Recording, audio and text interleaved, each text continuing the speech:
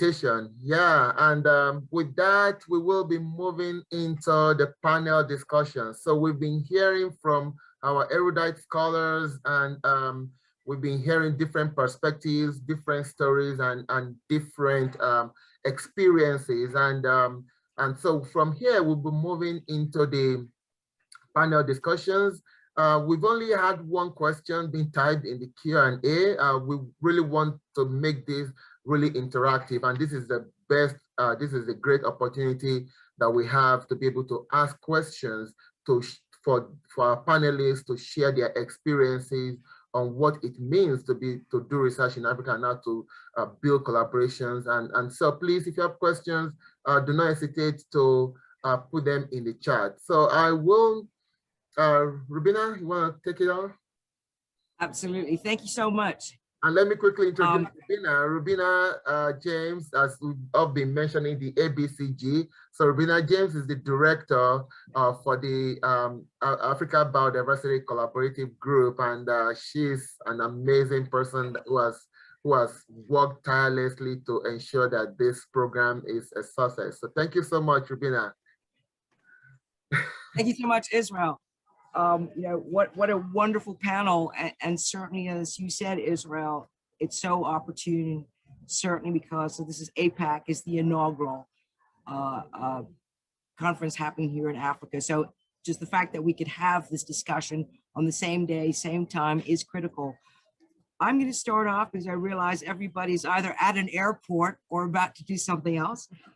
We have a raised hand, although I cannot see where it's from. Can you, Israel, see whose hand is raised? Yeah, I think it's your hand. Yes. Oh, it's me, the host. Well, let's stop that. We have one question. Okay, we have one attendee with raised hand, Leanne. Adeniran Akani. Can a society like SCB, and at what level, local, regional, or local, access funding from USAID for research studies and capacity building? Over to you, Kirsten.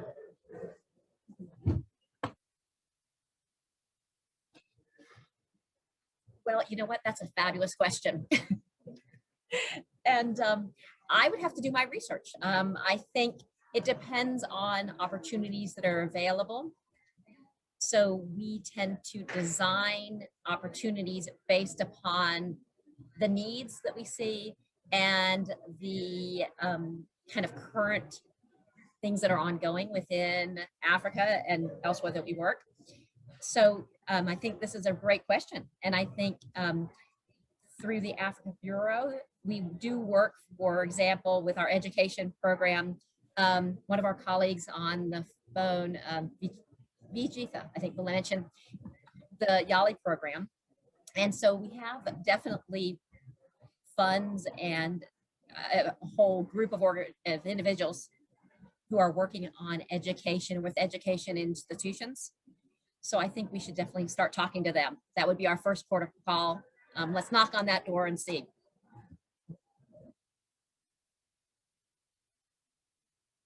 Thank you for that, Kirsten. We're sort of playing musical chairs here, so apologies for that, jumping from one to another.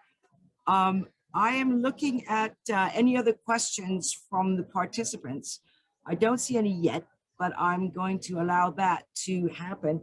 But we had some suggested questions, and I think that one of them, which would be absolutely critical, and I would ask any one of the panelists to respond to it, is how can we intentionally integrate youth in the development, monitoring, and evaluation of conservation management?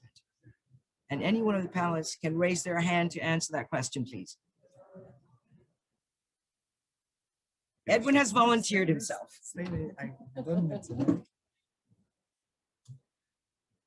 Yeah,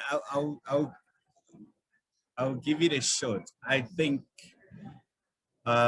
even just starting from this Congress to today, we had a session where we were listening to the youth provide some of their issues to the upper patrons.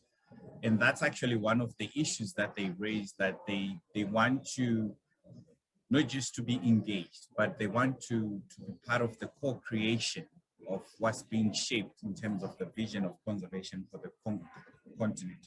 They want to be part of the co-planning, they want to be part of the co-implementation and as well as the benefit sharing from what's going to come out of conservation efforts. So definitely the youth on the continent are asking and forcefully demanding for that to happen.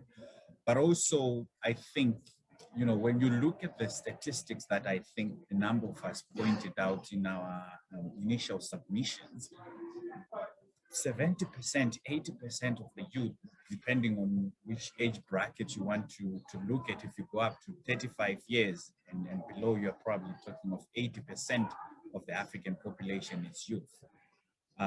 With that statistic in mind, you cannot afford not to include the youth in whatever we are shaping.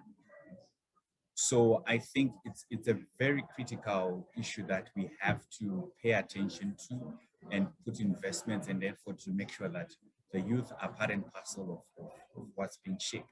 And I think specifically to research, that's one of the issues that they actually pointed out in terms of the research and monitoring and evaluation capacities that are lacking in conservation.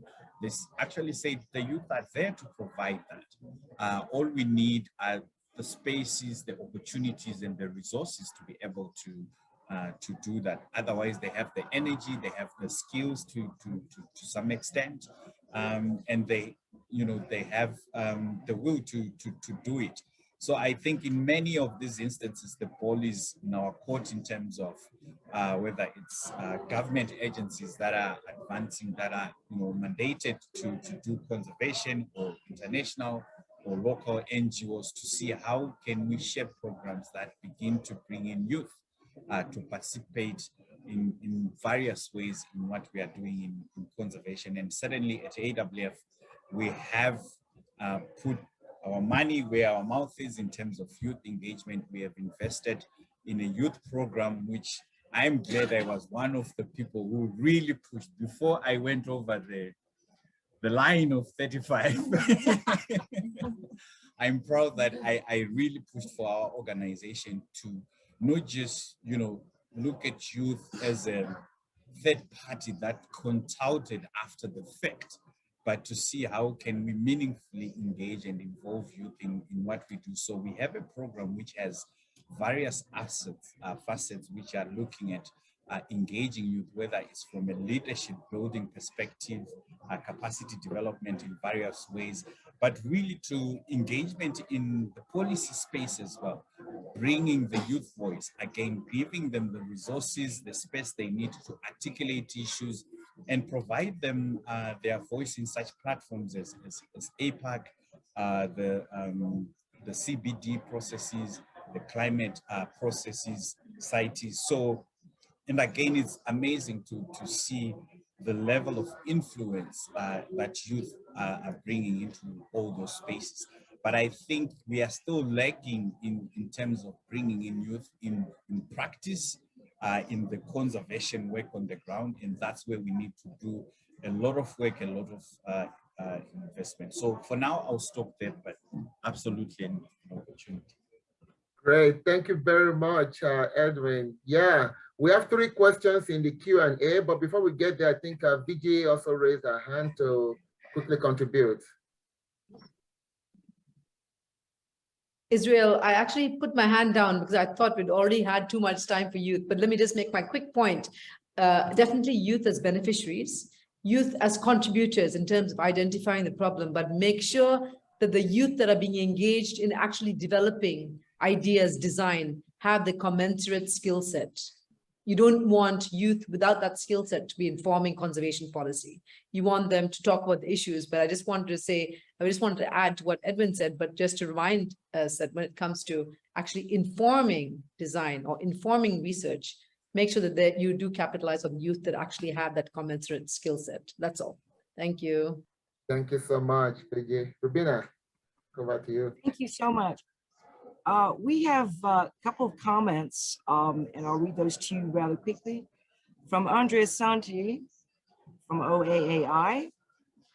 Thank you to all the presenters and to Israel for developing the session. My focus is on fellowships and internships.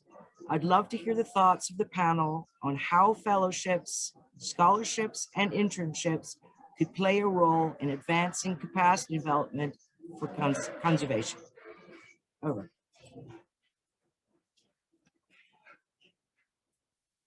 Any of the panelists would like to respond to that, please? I can give you the shoot as well. Yeah, just quickly, again, for us as AWF is another area that we are actively engaged in developing partnerships with academic institutions, where again, they were saying, you know, most of our, you know, students are coming out of, you know, colleges without having had a test of what it actually looks like in the industry. So being able to provide opportunities in the space for them to come in as interns or to come in as fellows who can work within our programs and get the exposure and the familiarity of what actually the work looks like on the ground, being exposed to the challenges and opportunities that are there in conservation.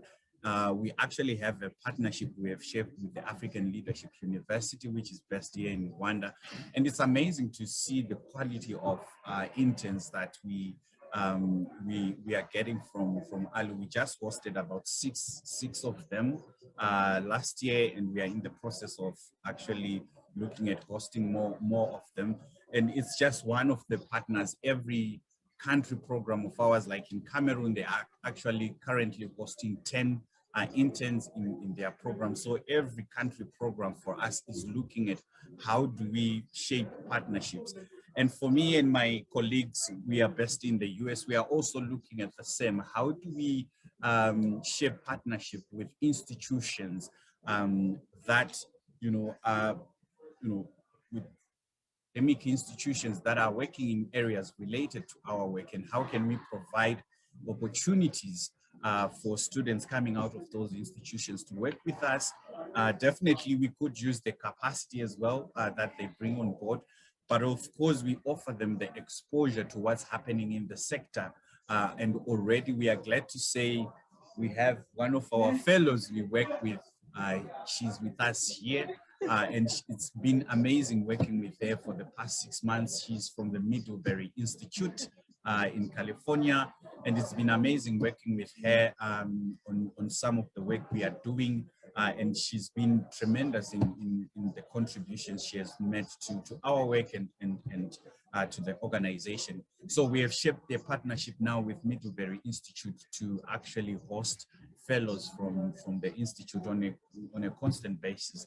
And we are excited about that. So there is a possibility that we can actually do this. It's not just AWF, the whole suite of conservation development partners and conservation NGOs. There is that room that we can provide the opportunities and the space for interns to come in, get the exposure they need as part of their studies. Thank you. Great, thank you very much. We actually have one quick question. Oh, Dr. CX, please go ahead. Sure, just very quickly, I want to add to what Edwin was saying, and just a plug for the training colleges and that level, because I see over my 30 years of working in Africa, many of my colleagues have had a much easier time getting funding and support internships once they get to the master's and PhD level. However, we really have a dearth of funding, of resources going into these training colleges, Timweka in Tanzania, into Garoua in Cameroon, where really a lot of our just best technicians come out of in terms of forestry, in terms of wildlife law enforcement, park management. And those are the places that are underfunded And I can't help but wonder if it's an area where we should really, with the diaspora, kind of focus in and get not only funds in terms of scholarships and internships, but also training opportunities, professors coming in, so different exposure to what's going on across the world in conservation. So let's not forget about that level of training. Absolutely. Thank you so much, Dr. Sykes. Yeah, there's a question from Leandra. Let me quickly read that. I guess that was the first question that came in. So she's based in Florida and she's asking, do you have any tips or suggestions for US-based researchers that would like to seek out opportunities for mentoring students in Africa? So do any of our panelists want to answer that question about seeking out opportunities for mentoring students in Africa? I guess I can quickly respond a little bit to that. And yeah, Beth also has her hand up. So it depends on different levels. We have different levels of mentoring. Currently, the LCB Africa section has a mentoring program where we pair professors and mid-career experts with early career and students in Africa through virtual mentoring on writing papers, designing projects, and all other areas of academic activities. That's one aspect of mentoring. I guess that may not necessarily count for some universities in the US, especially in terms of assessing their professors by how much money you bring in and things like that. But there are also other opportunities, which I'm sure Beth is going to mention. So Beth, take it away. Yeah, thank you.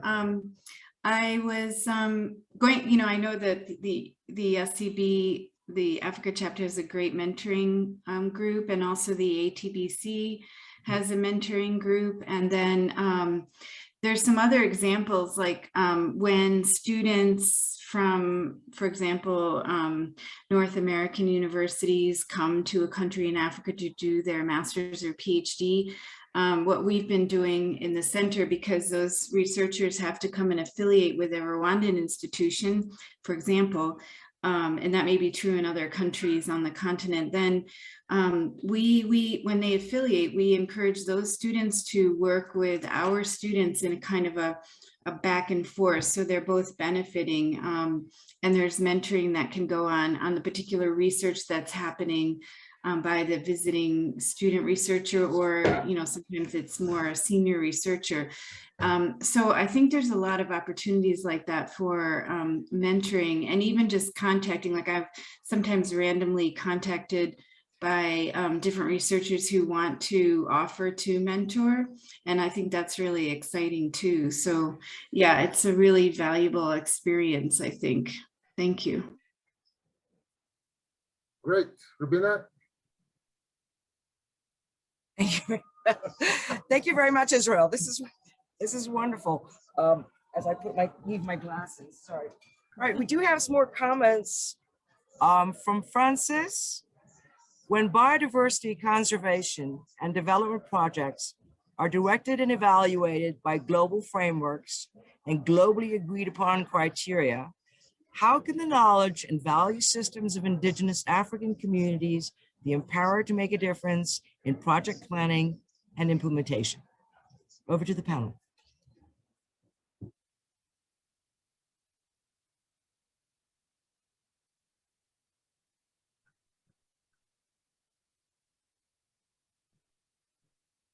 I'll have a go at it, and I'm sure Kirsten and others will jump in as well. Now, I think the fundamentals of that is that it starts with the planning, and when we do the planning and design, and when we are conceptualizing these projects, the consultation processes we have, are they inclusive enough, especially when it's at the ground level, at the landscape level? How much are we listening to what the communities aspire to do, what the communities are doing in terms of what is working on the ground? How much are we listening to their experience in conserving nature, in as they go with their day-to-day activities and livelihoods.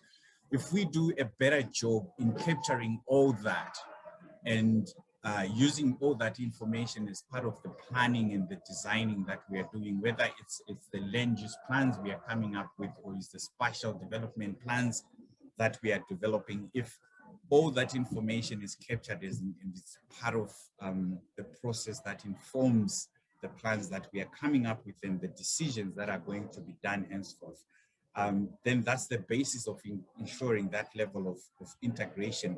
Then it becomes easy when you get to monitoring and evaluation to do that. But as you say, I think we are missing that element when we do the planning and designing to some extent. In some places, there are some great examples where that has been done.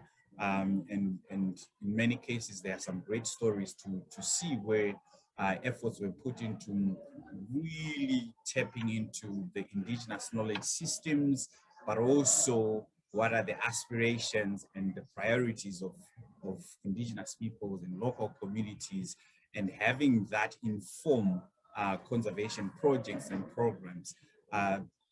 This impact you have seen and the sustainability of those projects is markedly different from a top-down approach. So for me, I think fundamentally the key thing is how do we make sure that we have very inclusive processes that are intentionally looking out at how do we integrate indigenous knowledge, experiences from indigenous communities and local communities, and their aspirations and priorities for conservation, but also for their livelihoods and economic development. Well, spot on. Thank you so much, Edwin.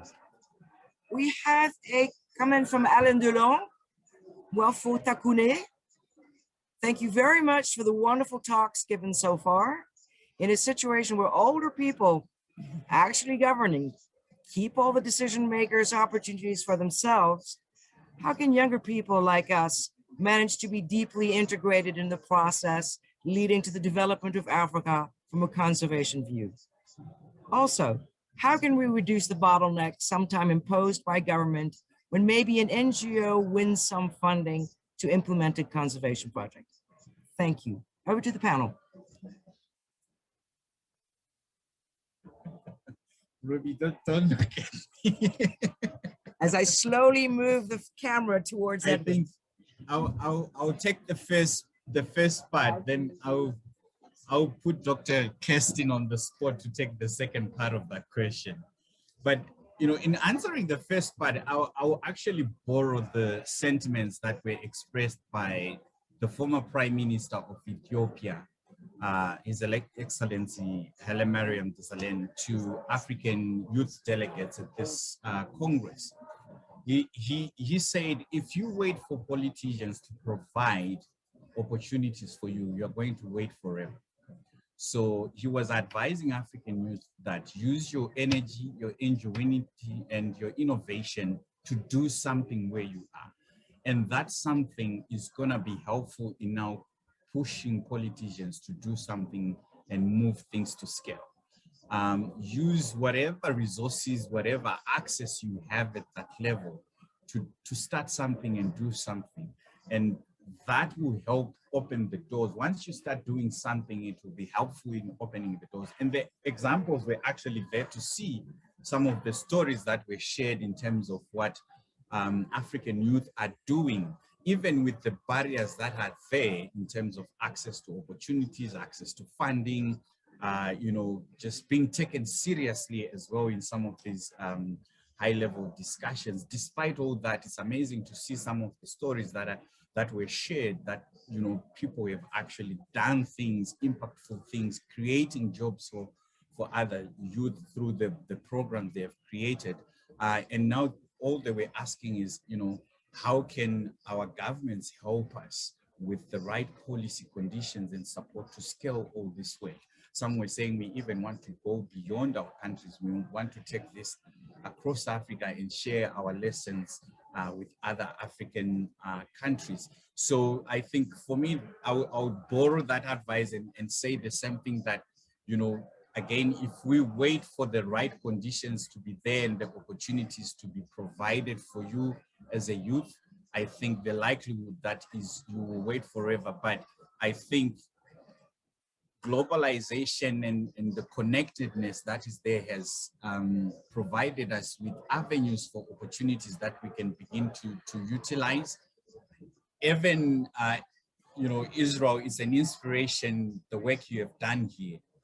And I think it's not been easy bringing this platform together, but it's coming together, and it's going to inspire a lot of other institutions to come on board and begin to connect with what you're doing. But it took a lot of hard work to get it here, and I'm sure the journey has not been easy.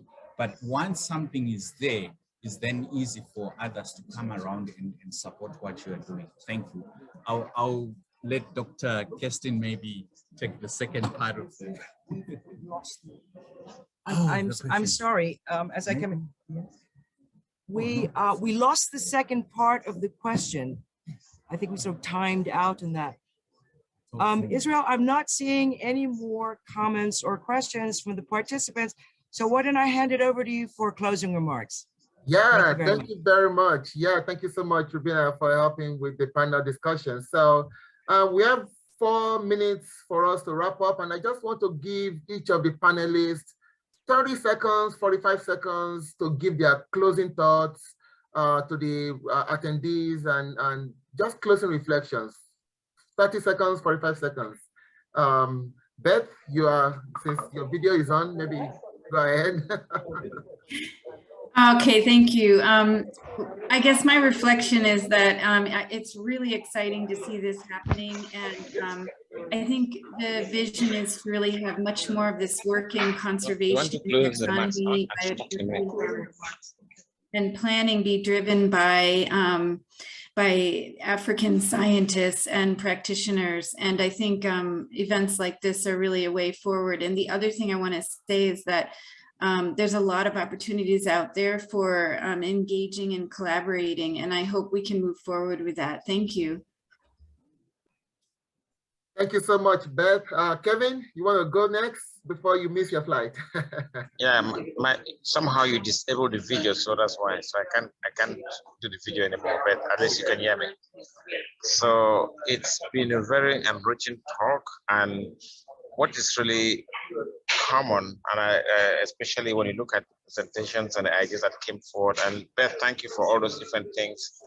I actually had to be writing notes on some of the things that we need to do, the homework that you gave in your slides. I see that we all have that motivation to really tap into this base, into the knowledge base of the diaspora. And I think together we can do it. But one of the things that we also need to make sure that we can push forward as we come out with talks like this is to make sure policymakers within the African continent understand that in order for you to get the resources out, you need to invest. We can have a continent that put less than 1% of the gross GDP into research and development and expect to get skills out of that system. So that message has to go to policymakers. We need to make sure we're asking the countries in sub-Saharan Africa to put more money into research and development, invest more. Then by putting more, you're going to do it. We saw what happened from the president of Rwanda when the war in Ukraine started. He made this very nice comment that was, we can't understand how 44 million people in Ukraine should be feeding 1.4 billion people in Africa. So, and just by saying that as president, it really made us to think. And it matches word with action by putting $1 billion into agricultural research to make sure we can make sure Rwanda comes out as a country that will feed itself by 2025. So we need to see such actions by different heads of states and policymakers within the country. Thank you. Thank you very much, Kevin. That was really, really, it's a bold point, especially thinking of the fact that only 1% of GDP goes into R&D in Africa. That is really saddening to hear. Thanks a lot. Vijay, you want to go next? Okay, no, thank you once again for having me, and it's been a great conversation. And I would just like to kind of take it back to you, Israel, because you've had now all these different experiences, lessons learned, and recommendations for what you're planning to pull together, that database.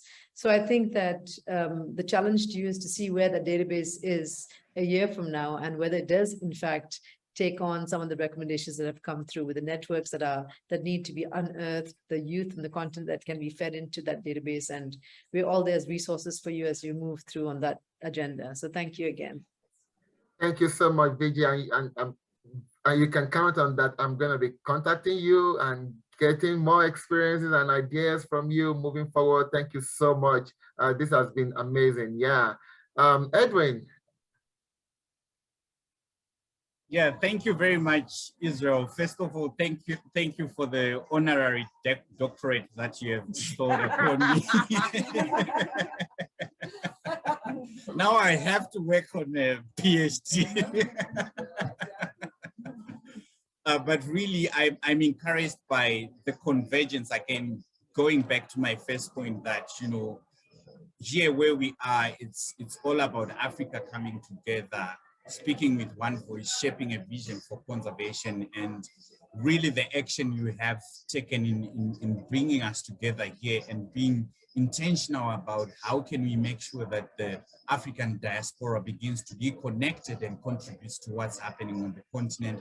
Again, is very timely. What I hope is that the linkages that have been created through this symposium can begin to move into maybe solid partnerships that can help us what you have started, the database and so many other things that have to come into place to bring all that into reality through collaboration and partnerships. Thank you. Thank you so much, Dr. Sykes. Decided I don't like following Edwin because he always says everything I want to say, and so then I have nothing to say. So thank you for that. Appreciate it. I could just say ditto, but I really, you know, I completely agree with so many of the voices that we've heard today. I think we are at a real pivotal moment in both development and in biodiversity conservation, where it is of such more of a focus on localization and really being bottom up and driven in terms of how we design programs. What is important? What do people want and need? Why do people conserve biodiversity? Making sure that we are fulfilling all of the needs and that they're all, if we are going to be protecting areas, what are the alternatives? Really kind of bottom up. So I think reaching back out then to the diaspora, to the community, the broader African community across the globe, bringing in their knowledge and their expertise, you know, bringing that back to what we're trying to accomplish on the ground in Africa in terms of conservation and development. The timing is just perfect. And so I'm really excited to see this happen. Israel, thank you so much for your leadership on this, for your vision. And I think like Vijay, I really am looking forward to seeing what happens with your database and learning how else we can help you on this. So really appreciate all the leadership. Thank you. Absolutely. Thank you all so much. I just want to wrap up now by thanking everyone, thanking you. First, all of our attendees who made time to attend this symposium. I can see a lot of people over there in APAC, and I know there are so many people who also joined live streaming, the live streaming event also from Reno here, and many of our audience who are there in Zoom. Thank you all so much for coming. I want to thank all our presenters and panelists. It's been a lot of months planning this. As I told the panelists earlier this morning that I'm so excited about this social that I did not sleep throughout last night. I was so excited about this, and I'm so glad to have these inspiring conversations. I've been writing so many notes and thinking through and seeing how we can move forward from here. And yes, speaking about the database, we're working with a professional website builder who is going to be helping us to build the website. And then, and the website, in fact, it's being built with funding support from the Africa Biodiversity Collaborative Group. And we hope to host the website in the coming months. We're going to be doing aggressive publicity for this website so that people can create profiles on it and use it to showcase the world what they are doing, their specialization, and create that networking both from among the local experts and also for Africans in the diaspora, both among the scientists and those in the academic institutions, and also the practitioners. We don't want to forget and leave behind the practitioners and the indigenous people who are holders of knowledge. And so we hope to be able to move forward with these, and even also our youth organizations, that has been emphasized throughout this symposium. And so in the coming months, you'll be hearing a lot from us, emails and communications as we move forward with this database, which has received a lot of support and motivation. But again, thank you all for this symposium. Thank you all for everything. I really appreciate it. On behalf of the section board for the SCB Africa section, from the bottom of my heart, thank you all so much for coming. And I hope you enjoyed the rest of the APAC meeting and the rest of the NACCB meeting. And I wish you all safe travels back home. And please, Rob, I'm really jealous not being in Kigali right now, but please rub it off on me. Share some pictures and let us know what is going on over there. And with that, I want to thank you all and have a great rest of your day or night, and cheers. Bye, everyone. Thank you. Bye, Israel. Good to see you.